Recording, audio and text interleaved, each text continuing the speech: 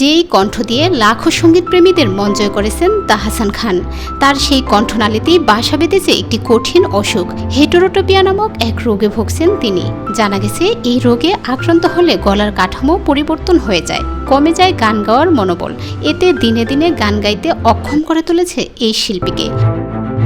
সম্প্রতি এক সংবাদ মাধ্যমে দেওয়া এক সাক্ষাৎকারে অসুখটির কথা জানান তাহসান। তিনি জানান 2018 সাল থেকে এই অসুখে ভুগছেন তিনি। জানতে পারেন ভোকাল কর্ডের অসুস্থতায় ভুগছেন তিনি। এরপর থেকে আগের মতো গান গাইতে পারেন না।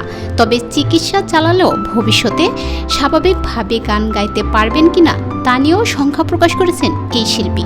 তিনি বলেন, শেষ 6 বছর ধরে আমি বুঝে গেছি কখন আমার গলা গাওয়ার অবস্থায় আছে আর কখন নেই। যখন সমস্যাগুলো অনুভূত হয় তখন একেবারেই গাইতে পারি না। সামনে গান গাওয়া কিংবা লাইভ পারফরমেন্স করা অনেকটাই হয়তো কমে যাবে। অসুখটি নিরাময় সম্ভব কিনা এমন প্রশ্নে এই শিল্পী বলেন, যতটুকু ক্ষতি হয়েছে তার চেয়ে বেশি যেন না হয়, ওটাই বন্ধ করার চেষ্টা চলছে। উল্লেখ্য 2004 সালে জি সিরিজ থেকে প্রকাশ পায় তাহসানের একক অ্যালবাম কথোপকথন। এর ঈর্ষা, চতুর্থ মাত্রা, বিত্তালপয়ন, কথোপকথন গানগুলো বেশ জনপ্রিয়তা লাভ করে। এরপর প্রকাশ পায় তার আরও একটি অ্যালবাম, নাম কৃতদাসের নির্বাণ।